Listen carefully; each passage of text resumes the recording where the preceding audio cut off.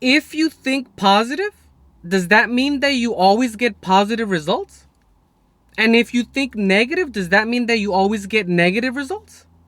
This is what the law of attraction suggests, that you can manifest whatever you want, and that the outer world is a reflection of your inner world, right? That you can manifest the perfect life. You can manifest whatever you want through the law of attraction, right? It says that you can manifest your perfect job, your dream house, or your luxury car that you've always wanted. It suggests that you can even manifest your soulmate, right? The love of your life. And if you can feel it, if you can visualize it, that you pretty much have the keys to the castle, right? That's what the law of attraction says, that you can manifest whatever life your heart desires.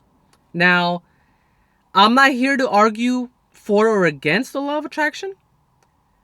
My question is simply, does the law of attraction have unintended consequences? And the answer is yes, the law of attraction does have unintended consequences. When you're writing your own prescriptions of whatever it is that you want to manifest, it's bound to have a downside. Okay? Let me ask you this. Does everything that make you feel good necessarily good for you? Does everything that make you feel good necessarily good for you? And to the contrary, does everything that make you feel bad, is that necessarily bad for you? Where, oh, if it feels bad, then you shouldn't experience that, right? The obvious answer is no, not especially. Not everything that makes you feel good is good for you, and not everything that makes you feel bad is bad for you. Okay? When you subscribe to only feeling the good, where you only want to feel the positive, what you're developing is patterns of avoidance. Okay? You're developing a programming or a coding in your psyche, your psychology, where you avoid experiences, negative experiences that you actually have to go through. So you develop emotional blindness. Emotional blindness can sabotage your life when you subscribe to the law of attraction. There's a spiritual equilibrium that needs to be honored. Okay? There's um there's a prerequisite in the law of attraction where you have to audit your emotions. You have to be very self-aware of what you're feeling. And when you do this, you're planting the seed where, if done incorrectly, you can let that seed grow, that possibility of self-blame. Right? The possibility of self-blame is always there when you have the law of attraction, when you're auditing your emotions. Why is it there?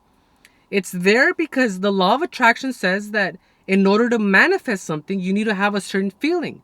And if you don't manifest it, then it's your fault because you don't have that feeling. You're not you're not having positive thoughts or a positive abundance mindset, right? This is what the law of attraction tells you. Now, is it reasonable to think positive 24 hours a day, 7 days a week? Is that reasonable? Is that healthy to always think positive? Is that even possible? Right? And if you don't think this way, then whose fault is it? Whose fault is it that you're not thinking positive? The law of attraction says it's your fault, right? You're in complete control. So if you don't think positive, it's your fault, right? The possibility of self blame is always there. And I mean blame, not accountability, right? You are accountable for your emotions, but accountability is a thin hair away from self blame. This is what I mean by unintended consequences, that there's a potential for this philosophy of the law of attraction to be misused, right? There's a there's a possibility that when you subscribe to this way of thinking, that you destabilize the life polarities that you need in your life. You need the good and the bad, right? You can't just have this without that. When there is chaos, when there is disorder, when there's pressure points in your life, you need to experience those things. You can't just amputate this part of your reality, because the law of attraction says you shouldn't feel negative thoughts or you're not going to manifest what you want, right? These negative thoughts are markers. They're there for a reason. right? So having this mindset of law of attraction can possibly contaminate your emotional bank, right? Your emotional state of being can be hindered when you subscribe to this, right? The law of attraction doesn't always promote acceptance of emotions. It tells you you shouldn't have these emotions. If you have negative thoughts, it's going to squander and sabotage your manifestation, right? That's what they tell you. They say, well, if you only knew how much damage you're doing when you have negative thoughts, if you only knew how powerful your thoughts are, and that's neither here nor there, but not having the ability of letting yourself feel negative emotions is detrimental. Okay? There's no spiritual dignity when you bury the truth. When you don't acknowledge that you're going through something that has to be felt, even if it's at an inconvenience for you. You need to experience this, right?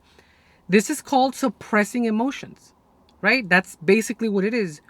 You're telling yourself, I want to have this without that. I want the good and I want to manifest the good, but I don't want to experience the sacrifice or the pain that comes along with it. Again, self blame versus being held accountable. Two different things, but often, it's a blurry line. It's a very blurry line.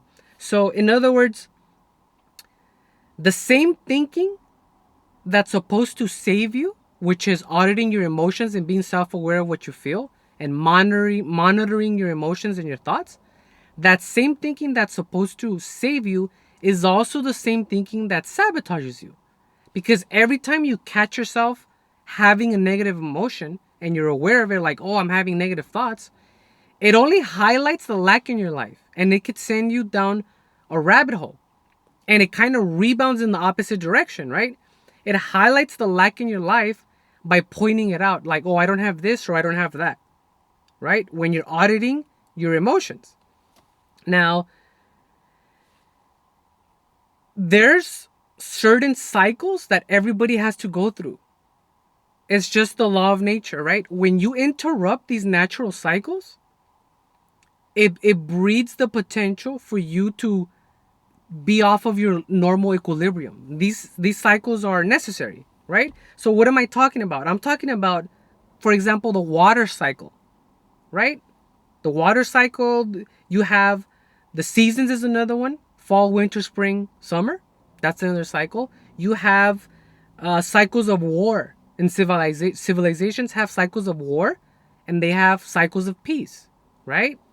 You have wartime, you have peacetime. You have sleep cycles, right? You have a sleep cycle. You're awake, you go to sleep. You're awake, you go to sleep. Everything is cycles. There's biological cycles, right? There's solar cycles, right? The planets going around the sun, that's a cycle. These are cycles that are not man made. No politician made these rules. This is just embedded in the fabric of life. All right? Every single person on planet Earth is here because of a woman's cycle. Women have a monthly cycle, right? Everybody's here because of a woman's cycle. Everything is cyclical, right? And a lot of people go their whole lives not knowing that we also have emotional cycles, right? We have emotional cycles. We have cycles of energy, high energy, and then you have low energy. We have cycles of motivation. Sometimes you're very motivated and then sometimes you're not, right? We have cycles of depression. A lot of people don't know this. Depression is a cycle, right? How long you stay in that phase of depression is up to you, but everybody goes through it, right? Doesn't matter if you're rich, you'll get depressed. Doesn't matter if you're poor, you'll get depressed. Doesn't matter if you're ill, you'll get depressed. Doesn't matter if you're perfectly healthy, biologically, you have a healthy body, you still get depressed. Depression is a cycle. The only difference is some people choose to stay in that phase of the cycle longer than others. Accountability, right? But it's a cycle. When you interrupt these cycles, again, it throws everything off of your equilibrium because you're subscribed to manifesting the law of attraction. You're subscribed to this mindset that basically the law of attraction is like a substitute for a genie. And when you really think about it, like for example, A lot of people have vision boards, right? They put stuff on a vision board. They need a visual. They need something visual for them to feel that they can manifest whatever it is that they want. These vision boards are usually packed with a bunch of materialistic things. Something tangible, a new car, a house, just materialism, right? And now I'm not condoning or condemning this because, people want materialistic things. I'm no different. I want materialistic things, right?